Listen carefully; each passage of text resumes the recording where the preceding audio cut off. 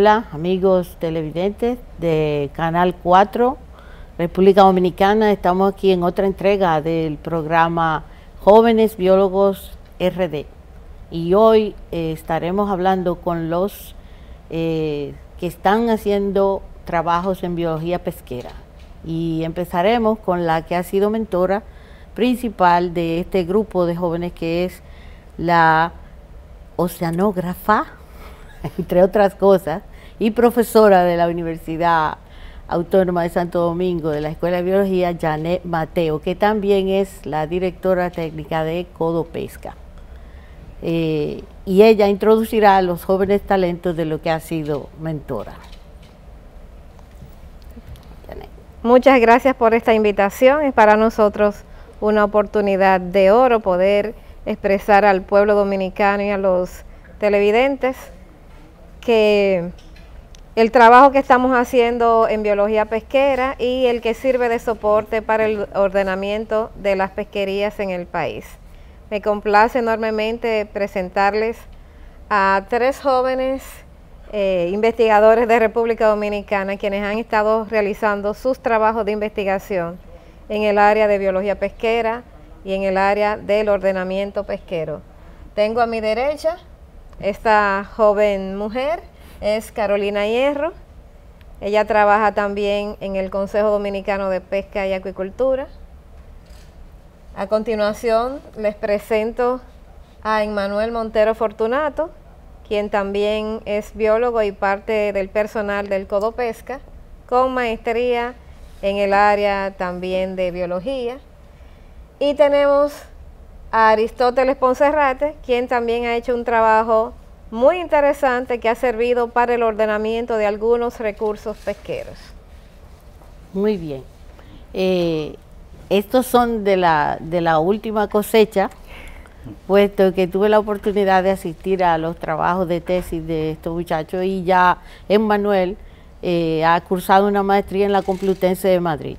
Esta es la idea, mostrar lo que ustedes han hecho. Carolina, sí. ¿En qué fue tu tesis de licenciatura, tu trabajo de investigación? Bueno, nosotros trabajamos tanto con la densidad poblacional como con la distribución básicamente de equinodermos. ¿En qué sitio? Nosotros lo trabajamos en Palmar de Ocoa, en la provincia de Azua. ¿Y se había hecho mucha investigación aquí con equinodermos? No, de hecho tuvimos muchos problemas para poder recopilar la bibliografía que íbamos a utilizar. De hecho tuvimos que utilizar mucha bibliografía de países que tenían... Caribeños. Exacto. Pues no, aquí no se había hecho porque nada. Lo que se habían hecho eran listas, sí. Y lo que se había podido a través de las investigaciones del CIBIMA, que es el centro de la universidad especializado en biología marina. Y tú trabajaste con otra bióloga que fue Alexandra. Sí, Alexandra Puigbo fue mi compañera.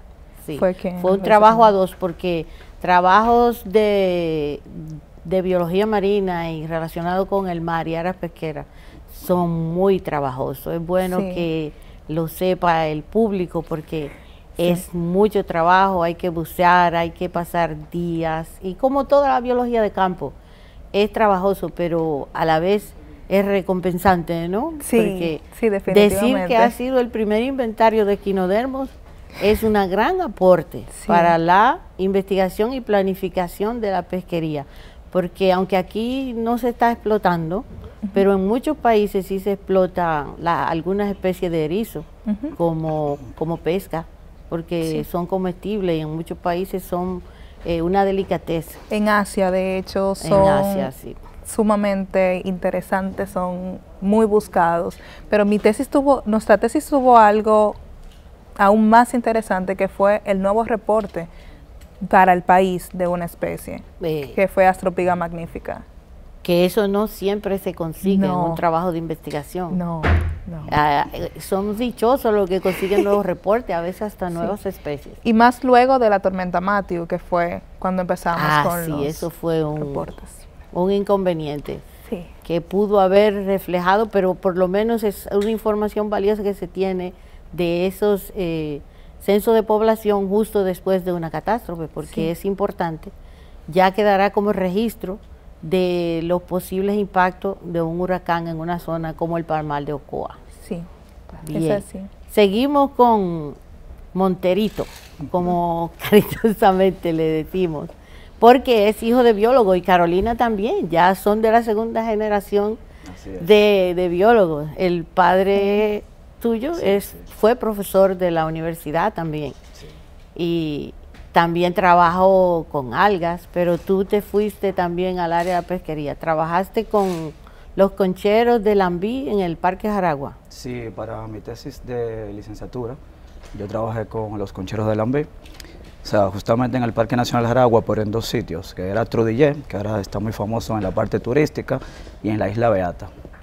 Y prácticamente lo que hicimos fue hacer una comparación de los lambí que se pescaban en el prehispánico, o sea, lo que ustedes llaman los taínos y esas culturas prehispánicas, con los concheros de ahora, con los concheros recientes. Y hacíamos una especie de comparación en cuanto al área pesquera. ¿Y pudiste sacar alguna conclusión? Bueno, sí, realmente... ¿Utilizaban mucho el lambí, los taínos? Sí, de hecho era... ¿Tanto como ahora o ahora...? Bueno, sí, lo utilizaban mucho, era parte de la dieta normal, quizás diaria, porque no solamente utilizaban la carne como alimento, sino que la propia concha, ellos la utilizaban para crear herramientas, sea hacha, o en el rito de la coba, o como instrumento musical. O sea, ellos siempre daban verdaderamente muchos usos, una parte integral de la vida de los pueblos de la costa, de los pueblos taínos. Sí. Y supongo que esa tesis tuvo importancia, como dijo Janet, para el ordenamiento de las pesquerías del lambí. Claro porque que sí. Es una especie muy pescada todavía hoy en día y muy codiciada por los que les gusta el marisco. Sí, sí. Y lambí está amenazada, ¿no? Está amenazado, sí. Pero el lambí representa una de las grandes capturas de la pesca dominicana.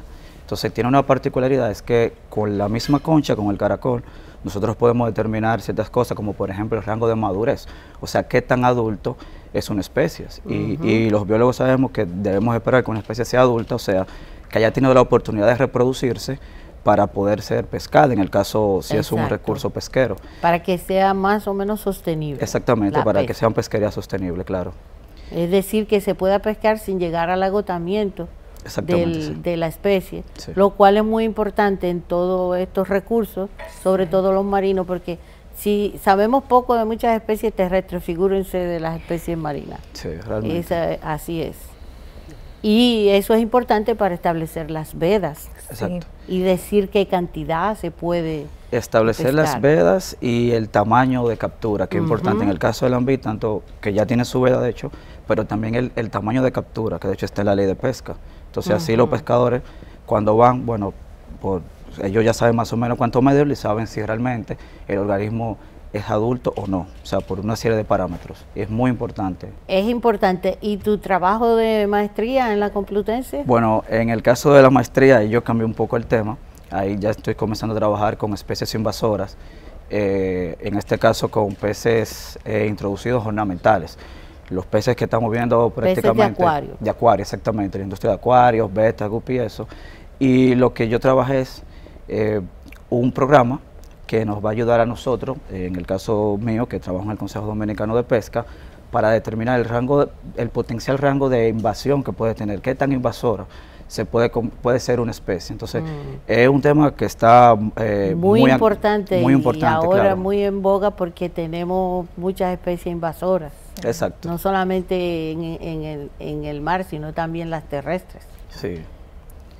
Y eso es lo que es importante señalar, que los trabajos de estos jóvenes investigadores, que en parte fueron tesis de su licenciatura de biología, sirven para eso. Y por eso serán publicados, me imagino, que estarán en eso ya, porque como ya han sido usados incluso para participar, o ser utilizados por el Consejo de Pesca para ordenar y programar las vedas y todo ese tipo de cosas y actualizar la ley de pesca. Eso es para lo que sirve la ciencia. Para eso es que uno pasa tanto trabajo, porque queremos que el país siga manteniendo su diversidad marina y terrestre. Y para eso hace falta los estudios de gente como nosotros y como ustedes, sobre todo la próxima generación. Vamos a seguir con Aristóteles para que nos diga que fue con unos cangrejos que tú trabajaste, ¿verdad? Trabajé con la especie de Manglar Ursides cordatus, que es conocida por los pobladores de la zona como cangrejo pata peluda o cangrejo zumbá. Zumbá. La característica principal que tiene es que las patas están llenas de pelos, por eso le llaman así. Su hábitat principal es el manglar, que es una zona de mucha importancia de transición entre lo que es el ecosistema marino y el ecosistema terrestre. Entonces la investigación se dio porque es una especie que tiene muchos años utilizándose como un recurso natural de manera comercial, pero la mayoría de las personas no la conoce. E inclusive en la ley dominicana existía una veda que fue impuesta para la captura de ese cangrejo, pero que no correspondía con con el ciclo biológico de esta especie, porque nunca se había investigado. Solamente en República Dominicana se registró un trabajo que fue a principios de los 80, que fue realizado por la maestra Idelisa Bonelli de Calventi, que se trataba de la dieta que se podría utilizar alternativa para la crianza de esta especie, porque estaba siendo muy explotada. Y eso fue presentado en 1982, pero no se había hecho ningún tipo de investigación. Ni mucho menos de población, de la dinámica. Tanto no se había hecho investigación ni pesquera ni biológica de esta especie. Entonces mi trabajo se basó en hacer ambas investigaciones de cierta forma, aunque no abarcaba totalmente el ciclo biológico del cangrejo, ni toda la pesquería. Se trató de describir y de enseñar el principal ciclo biológico de la especie y las principales artes de pesca que se utilizan para capturar a este cangrejo. ¿Y dónde fue tu trabajo, Aristóteles? Mi trabajo se desarrolló en lo que fue en el antiguo Parque Nacional de Montecristi, que ahora se dividió en dos. Ahora se cambiaron los límites. El Parque Nacional Manglares de Estero Balsa y el Parque Nacional de Montecristi, ahora son dos. Entonces se realizaron en las zonas de mayor captura de este cangrejo y en etapas específicas del año, para demostrar ciertos aspectos biológicos específicos. De la estación reproductiva, con qué coincide, si con la época lluviosa, con la época seca, porque todo eso es importante cuando hablamos de un organismo, porque el organismo tiene que adaptarse a su medio. Nosotros aprovechamos, si hay, en este caso el cangrejo, eran la gran afluencia de los cangrejos para juntarse y poder reproducirse. De hecho, uno de los datos muy importantes y uno de los motivos por el cual se empezó a hacer esa investigación fue que la veda que existía anteriormente no coincidía con lo que se había encontrado de su ciclo biológico. De hecho, la veda estaba exactamente en un periodo en que el cangrejo no se reproducía, no mudaba ni desovaba. Entonces, lo cual hace a las poblaciones más vulnerables. Vulnerables, exactamente. Entonces, y provocaría una reducción si se seguía manteniendo ese periodo de veda de las poblaciones en vez de ser lo contrario. Entonces, correctamente, la investigación no fue simplemente para quitar la veda, sino para que se actualizara la información y que se ejerciera de una manera correcta y se impusiera una veda en un tiempo correcto para el beneficio tanto de la especie, para su preservación, para que no fuera sobreexplotada, como para el beneficio de las comunidades que dependen de ese recurso natural del cangrejo. Para que los pescadores del cangrejo puedan mantener también una calidad de vida y que le permita seguir viviendo el recurso sin agotar la especie. Entonces, para eso sirve la investigación científica también. En este caso, sobre las pesquerías, un aspecto muy importante. Correcto. De mantener la biodiversidad marina. Podemos volver ahora con la mentora. ¿Qué está haciendo Janet ahora como bióloga pesquera? Muchas gracias. Antes de pasar a lo que estoy haciendo yo, quisiera resaltar aspectos importantes del trabajo de los jóvenes que me acompañan. Hay valor agregado en ese trabajo que ellos han estado haciendo.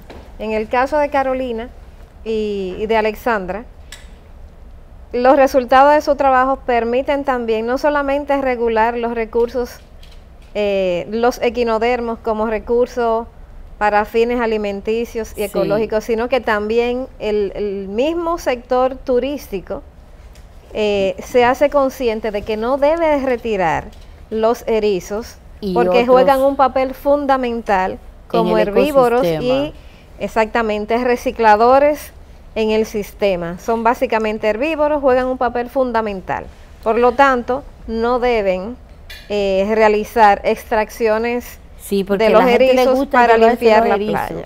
Lo levantan donde están pegados en las rocas, lo meten en un vasito plástico y se lo quieren llevar para las estrellas. Por favor, no hacer eso, porque están contribuyendo a dañar la costa, el mar, el recurso en sí de los erizos, que son importantes, como acaba de aclarar ella. ¿Tú podías aclarar para los amigos televidentes qué son los equinodermos en general? Sabemos que los erizos son equinodermos, pero hay otras cosas que parecen erizos, pero que no son equinodermos. Muy ¿Cómo bien serían? Sí, los equinodermos constituyen un grupo zoológico muy importante y muy diverso. Prácticamente un animal no se parece al otro. Dentro del grupo de los equinodermos vamos a encontrar estrellas de mar, vamos a encontrar también erizos, vamos a encontrar canastas de mar, vamos a encontrar holoturias, que son los pepinos de mar. Pepinos de mar. Y hay otro tipo dos tipos de estrellas, las que son las clásicas estrellas de mar, que parecen estrellas de 5 o 6 brazos, pero otras que son los ofiuros, que le dicen estrellas frágiles. Eso es correcto. Que tienen como un hexágono, un pentágono, y de ahí salen las patas que se mueven con mucha gracilidad. Sí, nosotros decimos que en esos casos son animales que tienen simetría pentarradial. Eso significa que desde un eje central salen ejes que tienen repetición de órganos. Y por tienen eso 5 lados o 5 brazos o así.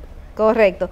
Por eso cuando una estrella de mar, por ejemplo, se le desprende una extensión, que nosotros le decimos brazo, pero en realidad no es un brazo, se le desprende una extensión, como tiene una repetición de órganos, ese brazo puede regenerar en otra estrella de mar, cosa que no ocurre en otros grupos zoológicos con mucha... no ocurre comúnmente. Ocurre en las salamandras, como el programa anterior que hablamos de la herpetología, pero esos animales son muy importantes, punteros en la investigación internacional, porque son objetos de estudio para ver cómo es el desarrollo de esos organismos y poder ver si se aplica cómo ellos hacen esa regeneración a otros organismos y poder usar esa información para el crecimiento de tejido in vitro y lo que pretendemos que pronto será algo ya normal, como la fabricación de órganos a través de la investigación células madre y todo ese tipo de la regeneración. Son cosas muy importantes. En el caso, por ejemplo, de los holoturoideos, que son los pepinos de mar, además del gran interés que tienen en el mercado internacional, para fines alimenticios, para la producción de medicamentos, pues son considerados también afrodisíacos, como casi todo es el problema en ese mercado, y también se considera que poseen células que pueden trabajar controlando el crecimiento de células cancerígenas. Así que hay todavía todo un mundo de oportunidades para poder conocer estos organismos.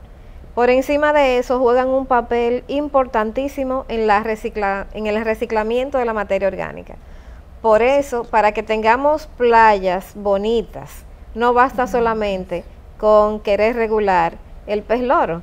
Requerimos que quienes limpian la arena, que son básicamente los holoturoideos, también estén en condiciones poblacionales que les permitan hacer ese trabajo, el cual lo realizan de gratis. Para que el ecosistema costero marino se pueda mantener de manera que dé un servicio ambiental para todo el país y las generaciones de ahora y las que vienen. Profesora Yanet Mateo. Yo estoy encantadísima de que me hayan incluido dentro de los jóvenes. Bien, es que somos jóvenes todos. Otro valor agregado de la tesis de Carolina y Alexandra es que primero se reporta una especie que no se había reportado para la zona, pero además ellos encontraron unos valores de crecimiento en términos poblacionales del Diadema antillarum, que es el conocido erizo negro. El de las púas largas. Eso es importantísimo porque ese es el que uno normalmente utiliza cuando va a decir no te tires que hay erizo, ¿verdad? El que tiene las púas largas, pero que juega un papel fundamental también en la misma construcción de la arquitectura del arrecife. Ellos van ocupando unos huecos importantes y se encargan también de mantener las algas invasoras en tamaño y cantidades manejables. Cuando ese erizo no se encuentra, pues hay una especie de desequilibrio en el área marina. Gracias a Dios, luego de la mortandad que ocurrió a finales de la década de los 80, al parecer, sí, de acuerdo a los resultados preliminares y de la tesis de ella y de Alessandra, pues esas poblaciones se están recuperando en nuestro país. Por eso es importantísimo. Sin esa tesis no supiéramos eso. Así es. Al menos para el Palmar de Ocoa. Es importantísimo que no se extraigan para fines de ningún tipo, ni turístico ni para la alimentación. Exacto. Ni para jugar con ellos. No. Correcto. Que es lo que a veces hacen los niños, que la gente no atiende bien. Y los muchachos son muy curiosos, entonces se ponen a sacar los erizos. De hecho, en la bahía nosotros para el estudio la dividimos en estaciones y hubo una estación en la que no pudimos encontrar ni erizos ni peces porque al encontrar fuera los cuerpos de los erizos que había extraído la gente, pues nos dimos cuenta que un alga había colonizado. Como no había quien se la comiera, como no había quien estabilizara el ecosistema. Porque comen algas son los erizos. Los erizos, exacto. Entonces, como no había quien pudiese hacer ese equilibrio en el ecosistema, pues entonces se llenó de algas y no había forma ni siquiera de entrar. No había visibilidad. En esa estación era prácticamente cero. Era nula. Una sola especie coloniza todo el área. Exacto. Y eso es lo que se llama un desequilibrio en el ecosistema. Correcto. Sí. Así fue. Y el caso de... Eso es correcto. En el caso de la tesis de Emmanuel, es una tesis muy particular. Primero, él prueba una metodología que no se había empleado en el país y también realiza la comparación de concheros considerados prehispánicos con concheros que son acumulaciones de conchas ya utilizadas usualmente para fines alimenticios actuales. Es decir, esos concheros nos dan una información importantísima desde el punto de vista antropológico, desde el punto de vista de la alimentación y también nos da una idea de las poblaciones, cómo se mantenían, cómo eran cuando eran explotadas hace muchos años y cómo se explotan en la actualidad. Y vamos a encontrar ahí que los patrones de explotación se concentran en algunos casos en animales más grandes, porque las poblaciones estaban mejor estructuradas. Salud. Y otro componente importante es, que ya luego me imagino que Emmanuel también se referirá, es que hablamos de concheros prehispánicos por la estructura del conchero, por la forma de la concha, la erosión y también la abertura que le hacían. Es diferente a la que se hace ahora. Supuestamente los indígenas, pero hay un componente adicional que es que se le hizo adicionalmente un estudio de carbono 14. Pero eso es alta tecnología. Se halló que en realidad pertenecían a esa época. A esa época. Ya luego en la publicación que va a salir de Emmanuel se podrá visualizar y podrán también los televidentes tener mejor acceso a esa información. Sí, la revista Novitates del museo, que ya hablamos de ella en el programa anterior y seguiremos hablando, puesto que es para los zoólogos la principal revista de investigación, que ya está indexada y tiene una alta relevancia a todo el Caribe y Estados Unidos, porque aquí vienen investigadores de muchas partes del mundo. Manuel, ¿tú podrías explicar a la audiencia qué es el carbono 14 y por qué lo usaste? Sí, bueno, el carbono 14 es una prueba que se utiliza para hacer una datación, o sea, un elemento, usa un isótopo, ¿verdad? Un isótopo del carbono, exacto. Se utiliza, como ya mencioné, para tener una datación, o sea, para fechar, para tener una fecha de un elemento específico de la naturaleza. En el caso mío, particular, que yo utilicé las conchas de Lambí, había unas ciertas dudas de si realmente eran concheros o conchas utilizadas por los aborígenes. Porque se entendía que sí, por unas características que ya fueron mencionadas, que es una abertura. Hay que entender que cuando se pesca el lambí, se le hace una abertura longitudinal, pero eso es ahora o luego de que los españoles utilizaron metal. Pero ¿qué sucede? En el caso particular de los taínos, ellos utilizaban el ápice, o sea, una parte de la propia concha para romperla. Pero podemos decirle que son suposiciones. Entonces, lo que tomamos fue que en las excavaciones que hicimos, utilizamos la concha que encontramos más profunda y gracias a nuestros contactos en el exterior pudimos hacer esa prueba y realmente, bueno, saldrá en la publicación, pero puedo adelantar un poco, claro, de que la fecha se dató en 1413 con 95% de exactitud. O sea que, exacto, que en ese caso no hay duda de que eran concheros utilizados por los pobladores originarios de la isla. Y de esa zona. Y de esa zona específica, sí, que se entiende que una de las más viejas. Una de las, sí, de las más antiguas, sí. Del cacicazgo de Jaragua. De Jaragua, exactamente, sí. Correcto. Así que, bien, así se hace ciencia. Explicar un poco a los televidentes que los isótopos radioactivos se usan porque los elementos, los átomos, también tienen una vida definida. Y de acuerdo al número atómico, o sea, la cantidad de protones y electrones que tienen en el núcleo, entonces, de acuerdo a esa cantidad de masa y de el número atómico, que en eso consiste, en un elemento químico, en la tabla periódica, entonces, de acuerdo a ese tamaño que tenga, se empiezan a decaer.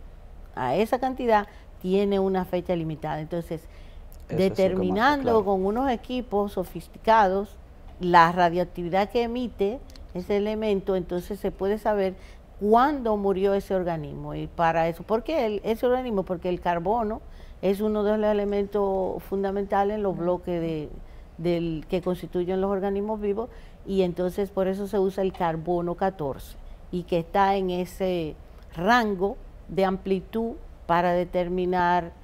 Si queremos saber de organismos más antiguos como del Jurásico, del Cretácico, de otras eras de la Tierra, ya se usan otros isótopos. Otros isótopos. Y entonces por eso es que podemos decir que sí, porque es una tecnología que hace mucho se usa y está ya alto probado que sí son bastante exactos para ese periodo, el carbono 14.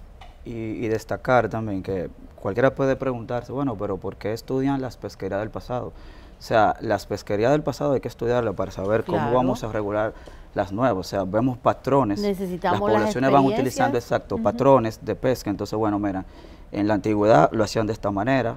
Claro, ellos no iban tan profundo quizás porque hay que bucear para encontrar el lo hacían a pulmón, seguro. Lo hacían a pulmón, sí. Entendemos que sí. Pero con esos datos históricos podemos ir preparando lo que son las pesquerías del presente y hacia el futuro. Se hace mucho también en trazar estrategia a largo plazo. Exactamente, es parte de la importancia que tiene eso. Bien. Y en el caso particular de Aristóteles, él hizo su trabajo de tesis con ese cangrejo y uno de los valores agregados es en el tema ordenamiento. Como ya le explicó, se dio a conocer aspectos relevantes del ciclo de vida del Zumbá, pero además eso tuvo un valor importantísimo que permitió cambiar la regulación que de hecho estaba errada. A veces nos acogemos por falta de conocimiento, al principio de precaución aplicado directamente a la población en el país. Correcto, y en ausencia de datos confiables, pues a veces tomamos información de otros países, lo utilizamos como referencia y ponemos una regulación. Al parecer, la regulación estaba basada en datos producidos sobre todo para Sudamérica. Brasil. Y Brasil. Entonces, cuando allá, por ejemplo, es verano, aunque aquí no hay un invierno real, pero correspondería a lo que sería nuestro totalmente invierno. Invertido, porque las estaciones están al revés. Cuando aquí largos. Es verano, allá es invierno, y claro. viceversa. Entonces, muy malo para los cangrejos. Entonces, es fundamental que nuestros televidentes sepan que esa regulación fue cambiada gracias a los resultados de la investigación que hizo Aristóteles.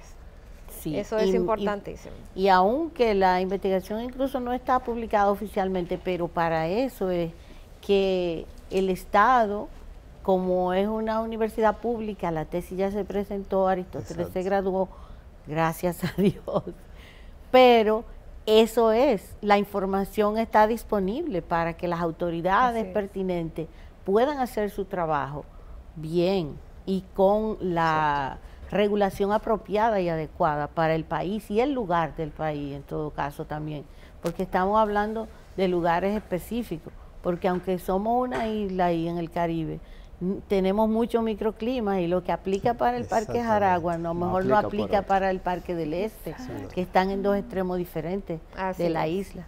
Las corrientes marinas, las poblaciones de los organismos, el ambiente de Palmar de Ocoa, que es una bahía un poco profunda, no es lo mismo que, o sea, es eso, hay variación ambiental, porque esta es una isla muy diversa en ecosistemas, y eso lo refleja la biodiversidad.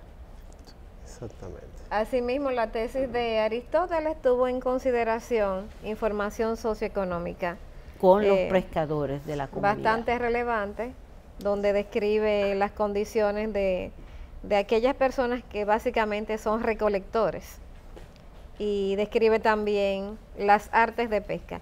Eso nos da una información relevante desde el punto de vista del ordenamiento, porque nos indica quiénes están utilizando unas técnicas que no son adecuadas y nos permite también adecuar la regulación en ese sentido. Y establecer planes de manejo, trabajo de educación y capacitación con las comunidades de pescadores o recolectores, y eso todo, para eso hay que saber cuántos cangrejos habían, quiénes los extraían, en qué año, ¿verdad? En qué época del año, si cuando llueve. Sí, de hecho, yo la consideré muy importante y mis asesores, la maestra la consideró muy importante, porque es un recurso que tiene, de hecho, siglos utilizándose. La mayoría de las personas... Como el lambí. Exacto.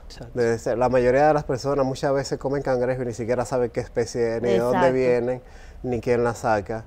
Entonces, para regular un recurso que es de mucha importancia, porque nosotros somos una isla y consumimos muchos recursos marinos, aunque la gente no lo crea. Sí.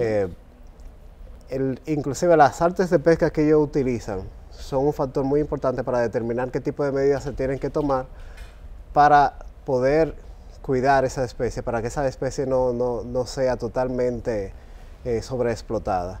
Y de hecho la aportación que tienen los cangrejeros o recolectores en este caso, de todos los años de experiencia que ellos tienen, porque son personas que viven totalmente de ese recurso, que aprenden desde niños y tienen 20, 30 años. Y es su forma de vida. Y es su forma de vida. Entonces, el estudiar ese estilo de vida también y cómo influye su estilo de vida en ese recurso natural que es consumido en la mayoría de las partes costeras o que se encuentra el ecosistema de manglares en el país es muy importante. Y cómo afecta ese estilo de vida y las artes que ellos utilizan a la especie en específico que se estudió.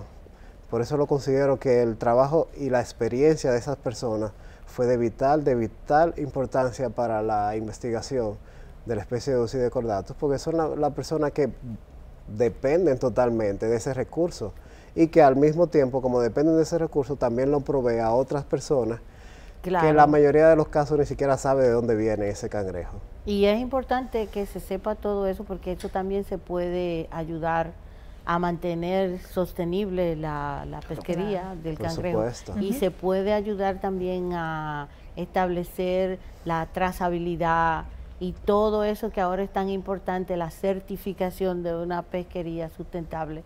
Entonces, todo eso es importante y para eso sirven los trabajos. No, y en la parte de Codopesca, que es en el área que ejerce, la que fue mi asesora. Ahora continuamos con la pesquería del cangrejo Zumbá en Montecristi. Sí, como lo estaba diciendo, entonces el Consejo Dominicano de Pesca, el Codopesca, toma esta información de los cangrejeros y de su actividad, de las artes de pesca que utiliza, también es de vital importancia para la regulación de la pesquería de esta especie, porque así ellos pueden determinar qué tan agresiva es, qué tanto explota la especie con esto, el comportamiento inclusive, porque hay pesquerías que se describen en este trabajo que inclusive no permiten el crecimiento o la reproducción de este cangrejo, porque lo toma en un momento específico determinado de su ciclo vital que no permiten el apareamiento o el desove de las hembras de esta especie. Entonces son datos importantes que el Codopesca o cualquier otra entidad reguladora de la pesquería en el país toma en consideración para la preservación de esa especie y que se pueda seguir explotando este recurso natural del cual dependen muchas personas. Claro, lo primero que hay que tomar en cuenta es eso, la etapa reproductiva para poder controlar que la especie siga reproduciéndose. ¿No es así, Janet? Así es. De hecho, eso también, no hay nada.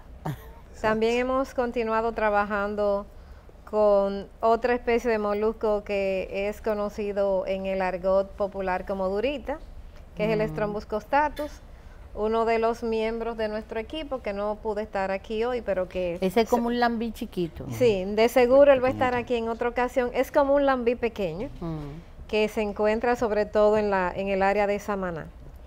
Hay un estudio que describe sus pesquerías, es un estudio original para una tesis de maestría de Ildefonso de Los Ángeles.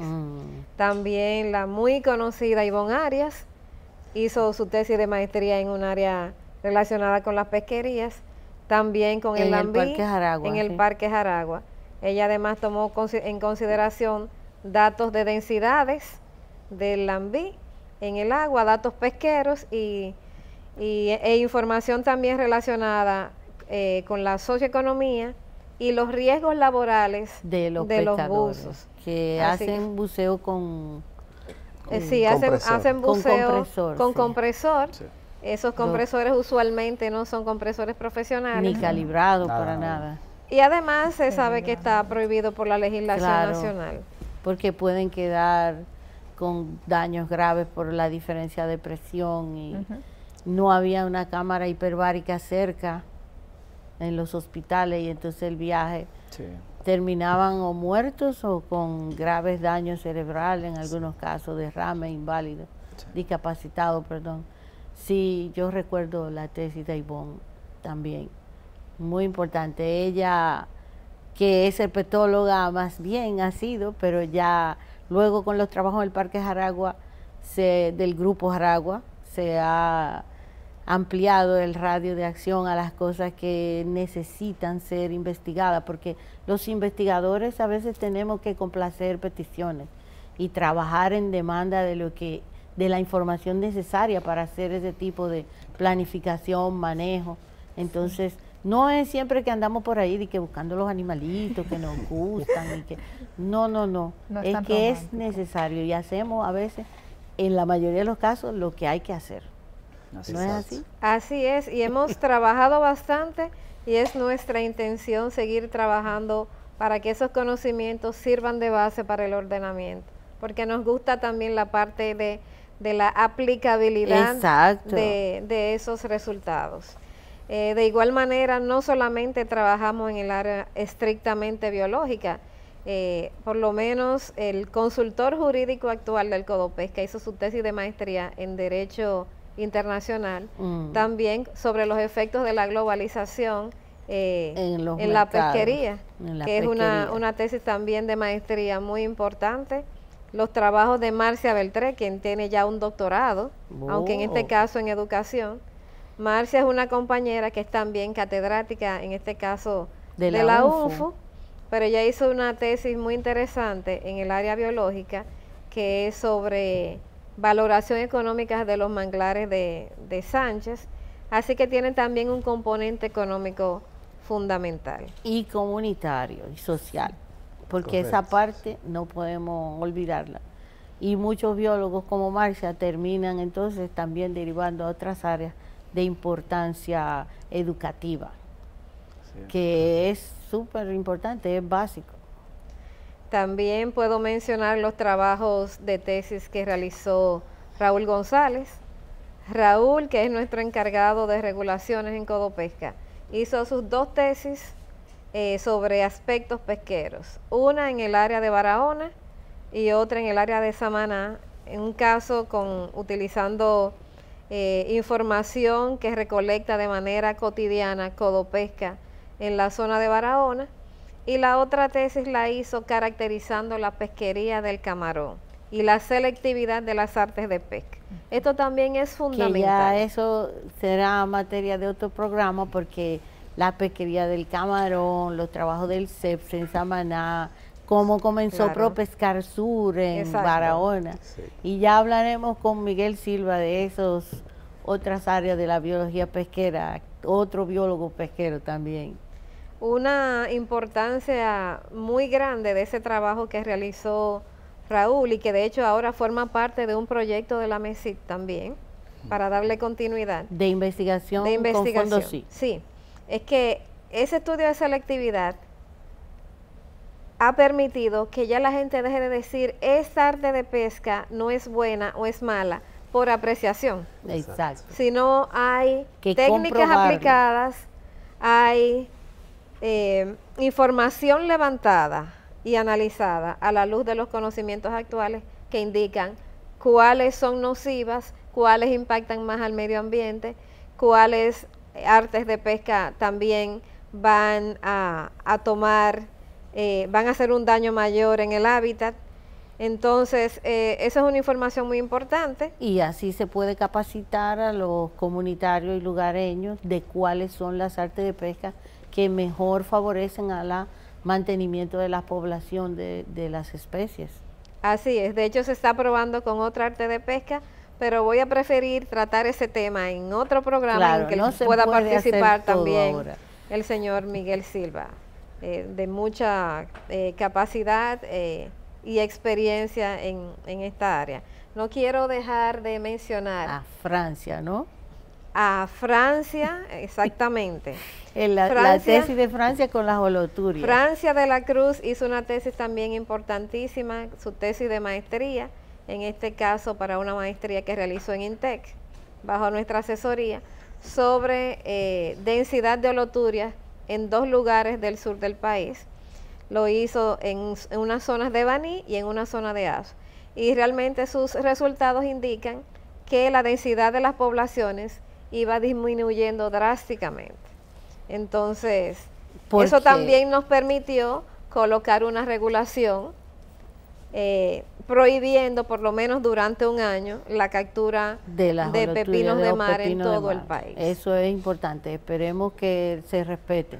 Entonces, el tiempo ya se nos acaba y quisiera, si tienen alguna exhortación final, que aprovechen ahora, corta de manera rápida, para que me alegro mucho de que hayan aceptado esta invitación y que se vea el trabajo que se está haciendo en biología pesquera. Gracias por la oportunidad. El placer es nuestro. Gracias por la oportunidad.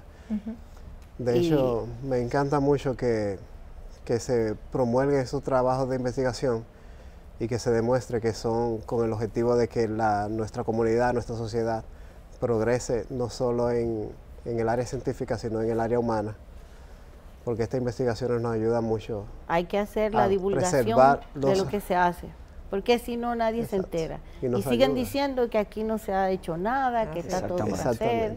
Y cuando quise comenzar esta serie de programas es para mostrar que no, que se está haciendo y mucho, con los pocos recursos o mucho que haya, se está trabajando y hay una nueva generación que ya está aquí y que llegó para quedarse. Gracias a los compañeros y a Janet, a Carolina, a Montero, Emmanuel y a Aristóteles Ponserrat. Muchísimas gracias. Gracias a los televidentes por estar ahí en Canal 4 RD.